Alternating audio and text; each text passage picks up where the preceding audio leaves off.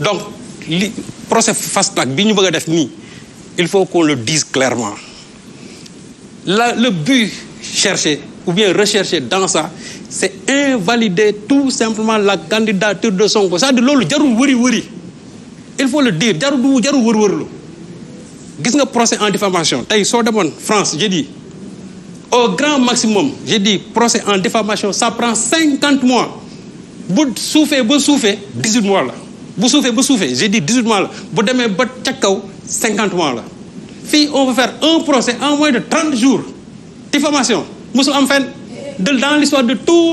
toutes les diffamations yi am fii c'est-à-dire lii mi ngi door a xew waaw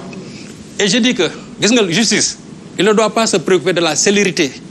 de rendre un jugement xam nga ñoom lu ñu war a xool c'est-à-dire la qualité de la décision qui est rendue en fin de compte mais célérité boobu nga xam ne moom lañ ci bëgg indi moom ça ne se comprend pas Madiambal Diagne contre Djeliko c'est depuis 2021 jusqu'à aujourd'hui ça va faire bientôt 2 ans bii ñu bëgg ko taxañ enrôler ko jël ko teg ko de côté c'est-à-dire que donc il y a un but recherché c'est comme l'affaire Khalifa Sall bosom dañ ko taxañ parce que bëgg ñu woon mu nekk candidat bu Ousmane Sonko bi aussi c'est clair d'ailleurs le plaignant moom ci wàllu boppam bi ñu joxee verdict bi moom lu mu wax si Sonko pense que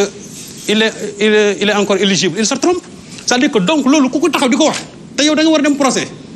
yow ngay wax éligibilité te yow da nga sa honneur la ñu bafoué honneur bu ñu bafoué milliard mënu ko faj c'est-à-dire boo ñëwee ñu ne le franc symbolique ñu jox la dëgg mooy man sama der set na mais yow yaa ngi def appel pour ñu yokk xaalis bi benn le procureur mi ngi def appel aussi pour ñu gën a corser peine bi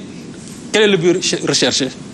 alors que déjà kooku daan nañ ko ba pare. alors quel est le but recherché na ko nit ñi wax le but recherché c'est tout simplement invalider la candidature de Ousmane Sonko amul leneen. d'accord Serigne Saliou amul leneen. oui waaw. alors peut-être foofu laay ñëw parce que bëggoon naa xam monsieur le ministre que répondez-vous surtout aux Sénégalais qui disent que procès en appel bi c'est juste pour éliminer un adversaire politique. xam nga Serigne Saliou damay ñëwaat ci yow parce que nee nga c'est la première fois ñi nga xam ne ñoom ñoo daan ñoom ñoo def appel. wala bàyyi ma rek d'accord man dama am patience booy wax damay souffrir waaye damay déglu. mais waxoo itam c'est la première fois nit ñu wax homme politique waxoo dëgg ba pare jéemul appel xanaa ñu ne la da nga dañ laa daan te nga ne d'accord ci di bi te doo dem appel ba pare deuxièmement on peut pas demander à Mame Mbaye Niang mu bañ a tirer toutes les conséquences de l'acte qu'il vient de poser. déglu ma rek waaw déglu ma waaw mais appel xam nga mbir mi sa waa ji buñ topp ci ay procédure kii li muy wax xam nga nee na procès du am le 17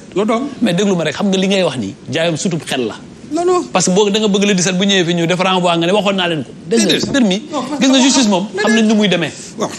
renvoi ou pas renvoi toujours dana am ay procédures yu dem mais mënuñ tere Mame Mbaye Niang citoyen sénégalais di xeexeexam bëgg ci am toutes les conséquences que Mame Mbaye Niang dise qu'il est un homme politique un homme politique ne la way si Ousmane Sonko pense qu'il a perdu son éligibilité il se trompe où est le problème parce que lui c'est un homme politique c'est un homme politique et booy xeex da ngay xeex pour daane waa ji mais ils sont droit le plus absolu mais en quoi mais nga foog ne Sonko bu muy wax ni il a volé Sonko nga foog ne quand il disait que Mame Mbaye Niang a volé quel est l'objectif qu'il voulait c'est l'objectif de montrer que ces gens politiques déglu rek mais quel est l'objectif pourquoi tu ne t'es jamais posé la question pourquoi tu ne t'es jamais posé la question pourquoi Mame Mbaye Niang répondez à la question de Nafi Dièye monsieur le ministre sauvé wu la Mame Mbaye Niang on l'a sauvé naka la ñuy sauvé je vous assure que procès bi su amul le premier jour Saliou Gueye dañuy annuler procès bi Saliou Gueye il y a trop de vices de procédure dans ce dossier là am nga donc bu ñu amoon jot léegi ma démontré ko laissez-le répondre à la question de Nafi Dièye rapidement mooy jafe-jafe mais ñu lay déglu xam ni tu ne reprends que ce que les avocats de Sonko disent. Non, c'est ça. Répondez à la question. Mais sur cette question aussi, dama bëgg ngay tëj ma wax naa la yow loolu marqué rek loolu manqué mooy thèse rek nga yor. Tu as un sujet moo xam ne thèse rek ngay def doo dem mu antithèse. li ngay reconnaître Ousmane Sonko di ko défendre. Reconnaître aussi les droits minimums de Mame Mbaye Niang. droit minimum dafa am des droits aussi c'est un citoyen aussi. non am léem rek. moo tax parfois su ma nee da nga far ne ko bañ a assumer. moom daal di ko Sonko c'est tout beau quoi toujours. mais loolu. non c'est pas lui rendre un service ah. moom laay continuer dama jàppul ni benn yoon. Sonko il a besoin de critique. s'il vous plaît professeur dama jàppul xam nga li mu wax ci procédure bi yëpp loolu la kii wax. En fait moom dafa reprendre rek la balle au rebond sur ce que Serigne Saliou a dit mais sur cette procédure là man dama jàpp ni gis nga justice célérité ce qui est le plus important est-ce que la justice a été bien dite. man si la justice est bien dite je n'ai aucun problème. Très bien. Et Ousmane Sonko dès le départ je le dis Ousmane Sonko la seule chose que je demande pour lui c'est que ses droits à la défense soient respectés. Tant que les droits à la défense soient respectés c'est déjà bien. Mais la posture ni des élections présidentielles ne doivent soustraire quelqu'un de la justice. Sinon on est dans une jungle. D'accord professeur en une minute jàngat bi ci procès en appel bi. ci procès en appel bu. non man procès en appel bi lii Serigne Saliou wax d'un côté gëm naa ko xam nga dafa am benn waay bu ne ci jamonoy Ben Laden George Bush bu yeewoo xam nga lu muy njëkk a wax est-ce que la CIA a arrêté Ben Laden man gëm naa ne Macky Sall heure bu yeewoo xam nga lu muy njëkk a wax est-ce que Ousmane Sonko dina bokk élection parce que waa APR dañu ragal Ousmane Sonko de. yow la ngay wax lu la neex. waaw mais monsieur le ministre comme li ngay wax suuf bi déglu ma. non professeur moom man maa ngi ni APR xam nga man là où je suis différent de vous. c'est que man je reste objectif. yow. moi je suis objectif. yow tu es un ministre de la République. vous ne pouvez pas être objectif. Pourquoi cela vous est défendu. may ma Serigne Saliou c'est mon ami. Mais devant tous les Sénégalais je l'accuse d'être très impartial quand on parle de Sonko. C'est lui nag par conséquent. may ma rek ma eggali. yow munoo nekk ministre de la République ba pare ne da ngaa partial munul ne. damaa far munul ne da ngaa far. d'accord naa. yow far objectivement non xam nga yow la waajo doon wax ci Serigne Touba naan wax ne wuñ ub wax laa heure bu ñu ma ubbee man di làmmiñam yow loolu la rek yéen ay ministre nga baal ma ay mémo bu ko ngeen rek li leen di envoyé ngeen taal ngeen di wax fii moo fee wax lu naqari Macky Sall il t'est interdit man bu doon man aussi je serai là li neex Macky Sall laay wax je l'ai reproché à celui-là je vous le reproche man li Serigne Sall wax gëm naa ko waa APR dañoo ragal Ousmane Sonko heure bu ñu xëyee dañuy xool ni ñuy def Ousmane Sonko du bokk loolu moo tax ñu koy paraxee Ousmane Sonko dese na ko ay fan pour mu appel mais nañ ko bàyyee ay fanam man Ousmane Sonko du suma leader Macky Sall du suma leader à chaque fois que je vois des failles j'essaie de critiquer xam nga Ousmane Sonko ñan ñoo koy jëriñ du ñu nekk fii ñu saaga ay ndey parce que ñu ngi koy critiquer ce ne sont pas ces intellectuels qui essaient de lui faire comprendre qu'il est le Messie. Ousmane Sonko il est un être humain avec ses failles qui fait des erreurs politiques qui fait des erreurs stratégiques comme Abdoulaye Wade l'avait fait comme Senghor l'avait fait comme tous les hommes ont fait et c'est ça la réalité mais on cherche à l'éliminer vous cherchez aussi à l'éliminer ça c'est la réalité yéen da ngeen ko ragal non mais xam nga non bu ngeen koy wax sax di waa ji wax naan kuy wax bu ju sa ñaari tuñu du dajaloo ñoom mu ñu wax Ousmane Sonko sax seen tur yi du dajaloo waa APR ak a ñoo ragal Ousmane Sonko professeur fu mu nekk nii da ngay tooñ fu mu nekk mais dama man ragal ci jeu politique non ragal ci jeu politique amul non ragal ci jeu politique amul xam nga li am merci beaucoup mais xam nga li am mooy boo nekkee ci homme politique boo nekkee di def carrière politique merci beaucoup madame merci beaucoup c'est gentil xam nga carrière politique boo ci nekkee da ngay moytu parce que lépp la ñu utiliser contre ko. c'est vrai lépp et mais c'est comme lui xam nga rapport bi mu doon wax ni kii sàcc na xam na ni sàccul parce que xam na ni un ministre ne peut pas aller voler de l'argent dans une société mënul nekk xam na ko mais l'effet qu'il recherchait c'était l'effet politique c'est ça qu'il recherchait Mame Mbaye Niang l'a trouvé dans son propre jeu Mame Mbaye Niang aussi en tirera les conséquences politiques bu ñu naxante Dominique Strauss-Kahn vous vous souvenez de son histoire nan la def xale bu jigéen bu balee hôtel mu tapp ginnaaw gi tere na ko def élection présidentielle. Non, il l'a violé. Ah non violé wu. Non si. Non il l'a violé. Il l'a pas dit. Non, il l'a violé.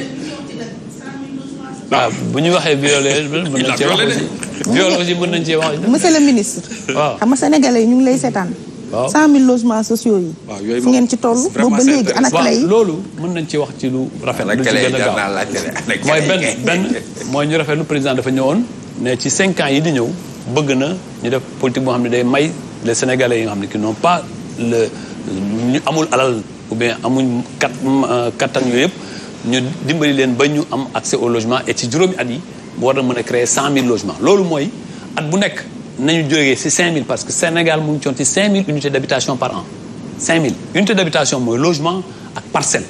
par exemple nañ jógee 5 000 ak 20 000 par an mu wóor ko ni HLM ak SICAP ñi nga xam ñoo war a yore mënuñ ko def ñoom rek mu ne nañu renforcer d'abord SICAP ak HLM ñu mën a yokk seen capacité de production ñu mën a yokk seen capacité de production mooy ñu may leen suuf mais aussi ñu yokk koppar yi mais aussi nañ promoteur privé yi sénégalais yi ñu encourager leen may leen suuf mais aussi ñu encadrer leen ñu mën tam ñu mën a yokk seen production mais en même temps ñu ubbeeku bitim réew pour xool écosystème de la construction ñu mën koo transformer ci loolu lañ nekk. boo xoolee tey ci. mu ngi bëgg a yéex de yàgg na lool mais xam nga li am na yu bëri yu ñu waroon def en place. depuis Abdou Karim foofu la ba léegi rek waaye mais fii ak fan yu néew fii ak fin mai da nga gis lu nga xam ni dana fees sa bët. loolu maa la ko wax te fii laa la ko wax. fii ak fin mai da nga gis ay actes yu wóor yu nga xam ni kii vont totalement changer de paradigme après que les problèmes institutionnels soient réglés.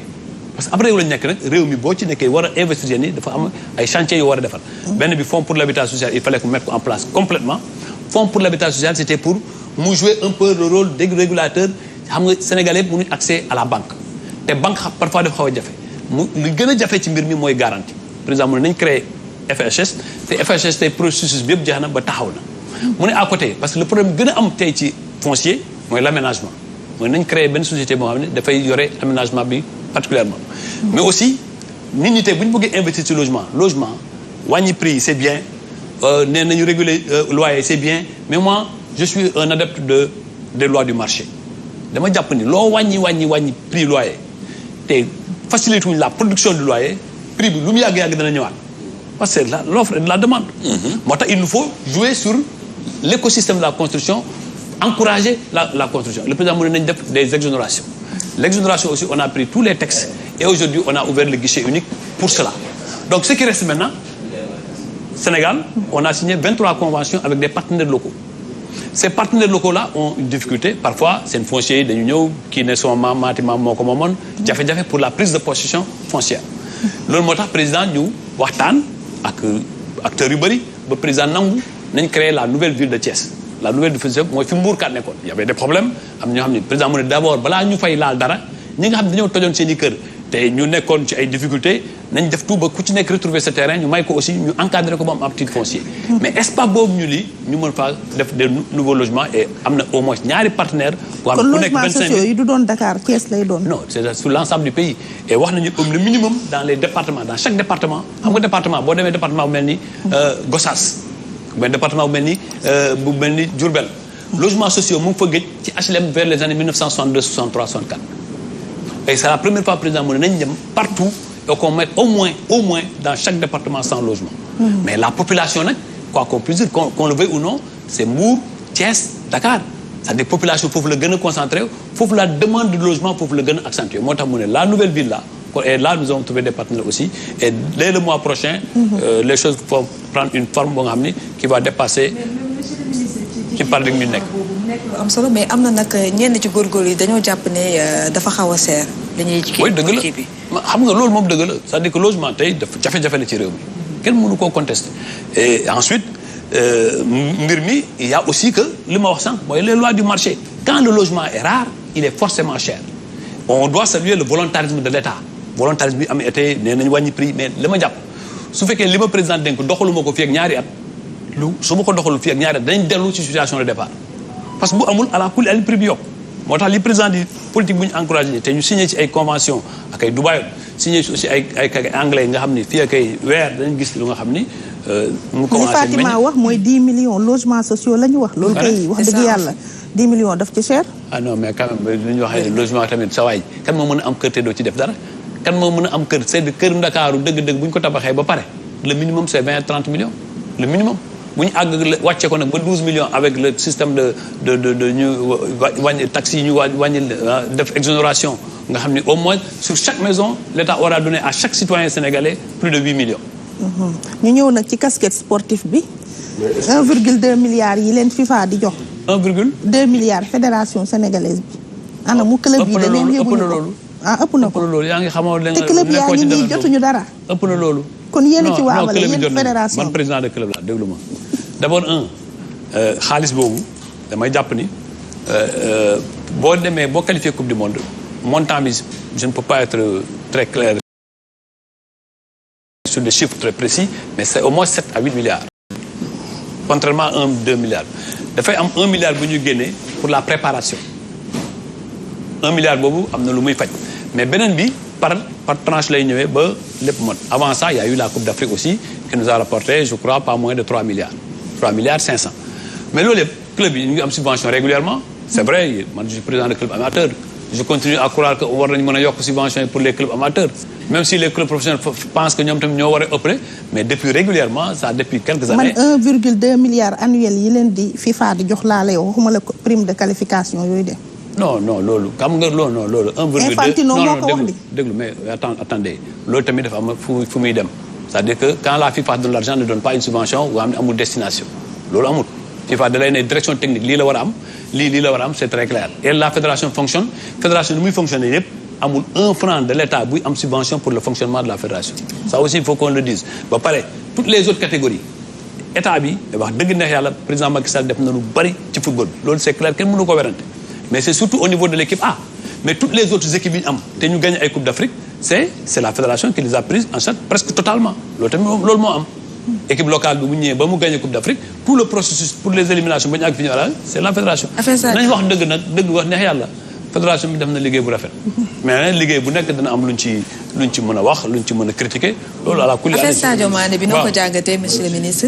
affaire Sadio Mané bi noo ko jàngatee man biñu ma nee Sadio xeex na bett na ma loolu parce que man Sadio Mané xam naa ko depuis mu am